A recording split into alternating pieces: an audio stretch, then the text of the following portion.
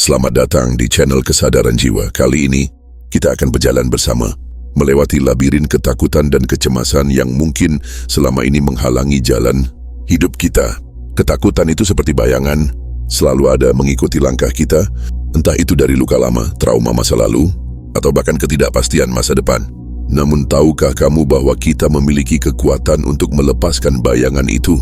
Kita seringkali terjebak dalam putaran kecemasan, seakan ketakutan itu menjadi bagian dari kita. Tapi seperti malam yang selalu berganti dengan pagi, begitupun ketakutan bisa berubah menjadi kedamaian. Di video kali ini, mari kita renungkan bersama bagaimana cara kita mengelola ketakutan yang berasal dari trauma masa lalu dan meraihnya untuk menuju kedamaian sejati. Ketakutan itu bukanlah musuh yang harus kita hindari. Ketakutan adalah energi, dan seperti semua energi, ia bisa berubah bentuk. Banyak dari kita yang memendam kecemasan akibat luka-luka lama yang tak pernah kita sembuhkan. Ketakutan itu seringkali datang dari kenangan yang menghantui, perasaan ditinggalkan, atau rasa tidak aman yang terus-menerus ada.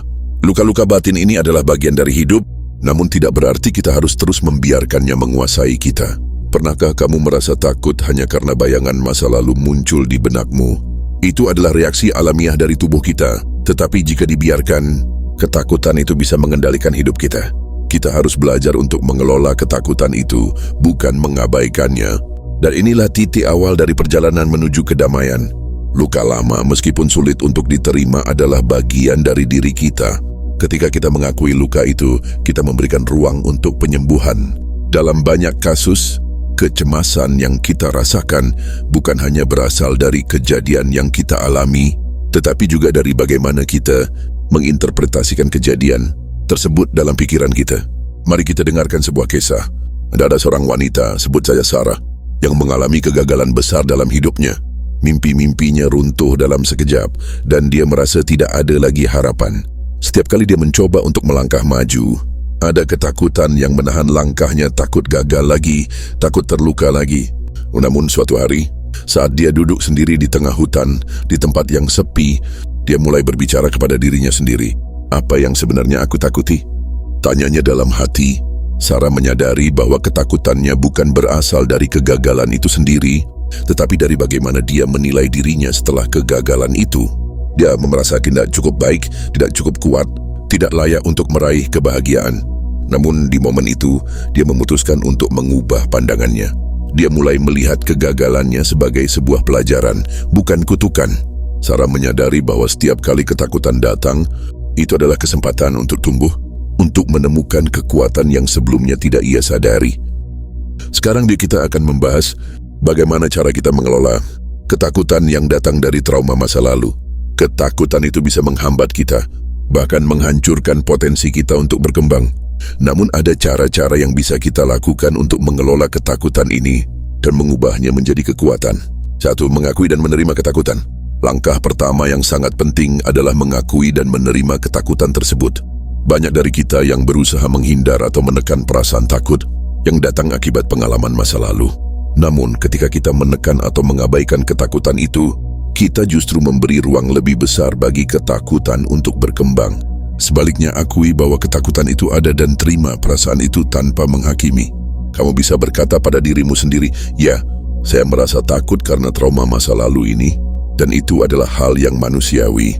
Dengan penerimaan, kita memberi diri kita izin untuk merasakan dan meresapi ketakutan itu tanpa rasa malu atau rasa bersalah. 2. Menyembuhkan dengan memaafkan. Seringkali, ketakutan yang kita rasakan berasal dari rasa sakit yang ditimbulkan oleh orang lain atau oleh kesalahan kita sendiri. Memaafkan adalah kunci penting untuk menyembuhkan luka lama dan mengurangi kecemasan. Ini bukan berarti kita melupakan apa yang terjadi atau membenarkan tindakan yang salah. Tetapi memaafkan memberi kita kebebasan dari rasa marah, dendam dan ketakutan yang mengikat kita. Memaafkan adalah hadiah yang kita berikan pada diri kita sendiri, bukan kepada orang lain. Ketika kita memaafkan, kita melepaskan energi negatif yang membebani hati dan pikiran kita. 3. Mengubah pola pikir tentang masa lalu. Seringkali, ketakutan kita datang karena kita terus-menerus memutar ulang kenangan masa lalu dalam pikiran kita, melihatnya sebagai sesuatu yang tidak akan pernah bisa diubah.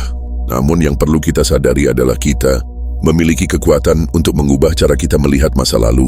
Alih-alih melihat trauma sebagai kutukan, cobalah untuk melihatnya sebagai pelajaran hidup yang membentuk siapa kita hari ini. Cobalah bertanya pada diri sendiri, apa yang bisa saya pelajari dari pengalaman ini? Apa dan budaya yang saya dapatkan dari melewati ini? Dengan mengubah pola pikir kita tentang masa lalu, kita bisa mengurangi beban yang ditimbulkannya dan mulai melihat dunia dengan lebih lapang. 4. Menghadapi ketakutan secara langsung. Untuk mengelola ketakutan yang datang dari trauma, kita perlu berani menghadapinya secara langsung. Ketika kita terus-menerus menghindari situasi atau perasaan yang menakutkan, kita memberi ketakutan itu kekuatan lebih. Cobalah untuk perlahan-lahan menghadapi hal-hal yang membuatmu cemas dengan cara yang aman dan terukur.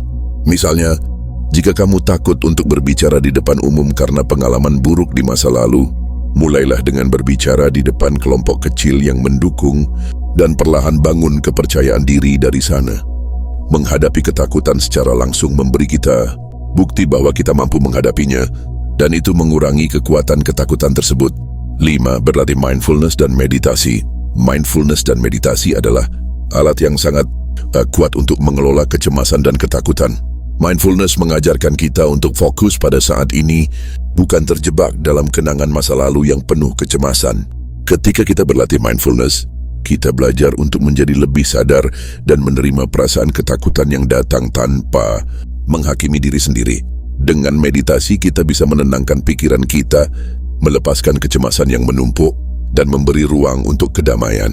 Berlatih secara rutin akan membantu kita lebih mengendalikan perasaan dan pikiran kita, serta mengurangi kecemasan yang berasal dari trauma masa lalu. 6. Dukungan dari orang lain. Tidak ada salahnya untuk mencari dukungan. Terkadang kita merasa kesulitan untuk mengatasi ketakutan sendiri. Bibi kau diinginin ditarang biar kita berjaya. Entah itu teman keluarga atau seorang profesional, bisa membantu kita melihat situasi dengan perspektif yang lebih objektif. Dukungan sosial ini bisa memberikan rasa aman dan membantu kita merasa tidak sendirian dalam menghadapi ketakutan tersebut. Selain itu, jika perlu, mencari bantuan dari seorang terapis atau konselor yang berpengalaman dalam menangani trauma bisa mempercepat proses penyembuhan. 7. Fokus pada pengembangan diri. Terakhir, ketika kita mulai fokus pada pengembangan diri dan pertumbuhan pribadi, kita mulai melihat bahwa kita memiliki kontrol atas masa depan kita. Ketakutan yang berasal dari trauma masa lalu bisa menghalangi kita untuk bergerak maju. Namun dengan meningkatkan diri kita, baik itu melalui pendidikan, keterampilan, atau aktivitas yang kita nikmati, kita memberi diri kita rasa pencapaian dan kontrol atas hidup kita. Setiap langkah kecil yang kita ambil untuk berkembang adalah langkah menuju melepaskan ketakutan dan kecemasan. Teman-teman, kita harus menyadari bahwa ketakutan itu adalah bayangan dari masa lalu yang hanya memiliki kekuatan sejauh kita memberi mereka ruang untuk berkembang dalam pikiran kita. Kecemasan muncul karena kita terus-menerus memutar ulang kenangan-kenangan yang tidak menyenangkan. Kita membiarkan masa lalu terus-menerus menguasai kita, seakan-akan kita terjebak dalam waktu yang telah berlalu. Tetapi ingat, waktu itu hanya ada di pikiran kita, dan kita memiliki kemampuan untuk mengubahnya. Bagaimana caranya? Pertama, kita perlu menerima bahwa luka-luka itu ada. Mengakui bahwa kita pernah terluka adalah langkah pertama untuk sembuh. Kedua, kita harus belajar untuk memaafkan diri kita. Kita seringkali mengkritik diri kita karena kesalahan yang kita buat di masa lalu. Tapi Anda harus ingat bahwa kesalahan adalah bagian dari proses belajar dan tumbuh. Lalu kita harus mengubah cara kita melihat masa lalu. Masa lalu itu bukan sesuatu yang harus kita hindari, tetapi sesuatu yang harus kita pelajari. Dengan memandangnya dari sudut pandang yang lebih luas, kita bisa menemukan kekuatan yang kita butuhkan untuk bergerak maju. Ketakutan adalah kunci untuk membuka pintu kedamaian jika kita berani menghadapinya. Seperti kata Lao Tzu, jika kamu tidak biarkan masa lalu pergi, masa depan akan selalu terhambat. Ketakutan hanya ada jika kita terus memelihara kenangan yang sudah lewat. Tapi jika kita membiarkan kenangan itu mengalir tanpa menggenggamnya, kita akan melihat dunia dengan mata yang lebih jernih. Hanya dengan melepaskan ketakutan, kita bisa menemukan kedamaian yang sejati. Sekarang kita akan membahas bagaimana cara kita mengelola ketakutan yang datang dari trauma masa lalu. Ketakutan itu bisa menghambat kita, bahkan menghancurkan potensi kita untuk berkembang. Namun ada cara-cara yang bisa kita lakukan untuk mengelola ketakutan ini dan mengubahnya menjadi kekuatan. Cara mengelola ketakutan dari trauma masa lalu. Ketakutan dari trauma masa lalu bisa menghambat hidup kita, tapi ada cara untuk mengelolanya dan mengubahnya menjadi kekuatan. Berikut ini adalah langkah-langkah yang bisa membantu. 1. Mengakui dan menerima ketakutan. Jangan menekan ketakutanmu. Akui dan terima perasaan takut yang muncul akibat trauma. Dengan menerima ketakutan, kita memberi ruang untuk merasakannya tanpa rasa malu atau bersalah. Ini adalah langkah pertama untuk proses penyembuhan. 2. Memaafkan untuk menyembuhkan. Ketakutan sering berasal dari rasa sakit yang ditimbulkan oleh orang lain atau diri sendiri. Memaafkan bukan berarti melupakan atau membenarkan, tapi memberi kebebasan untuk melepaskan rasa marah dan dendam yang mengikat. Memaafkan memberi kedamaian dalam hati kita. 3. Mengubah pola pikir tentang masa lalu. Jangan biarkan masa lalu mengendalikan hidupmu. Ubah cara pandangmu terhadap pengalaman tersebut. Lihatlah sebagai pelajaran berharga yang membentuk siapa kamu sekarang. Dengan demikian, 4. Menghadapi ketakutan secara langsung. Ketakutan semakin kuat jika dihindari. Berani hadapi ketakutanmu secara perlahan. Cobalah untuk mengambil langkah kecil, seperti berbicara di depan kelompok kecil jika kamu takut berbicara di depan umum. Ini membantu kamu membuktikan bahwa kamu bisa menghadapinya. 5. Berlatih mindfulness dan meditasi. Mindfulness dan meditasi membantu kita tetap fokus pada saat ini dan mengurangi kecemasan. Dengan berlatih, kita bisa menenangkan pikiran dan menerima ketakutan tanpa menghakimi diri sendiri. Ini memberi ruang untuk kedamaian dalam diri, dan dukungan dari orang lain. Terkadang kita butuh dukungan dari orang lain. Berbicara dengan teman atau keluarga bisa membantu memberi perspektif yang lebih jernih. Jika perlu, mencari bantuan dari terapis atau konselor juga bisa mempercepat proses penyembuhan. 7. Fokus pada pengembangan diri.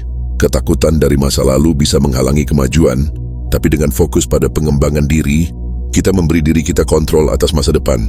Setiap langkah kecil menuju pengembangan pribadi memberi kita rasa pencapaian dan membebaskan kita dari ketakutan. Jadi teman-teman, ketakutan itu bukanlah musuh yang harus kita hindari, tetapi energi yang bisa kita kelola dan transformasikan. Dengan mengakui ketakutan kita, memaafkan diri sendiri, mengubah cara kita melihat masa lalu, dan berani menghadapinya secara langsung, kita bisa meraih kedamaian sejati. Perjalanan ini mungkin tidak mudah, tetapi ingatlah bahwa kita memiliki kekuatan untuk menyembuhkan diri sendiri dan menemukan kedamaian di dalam hati.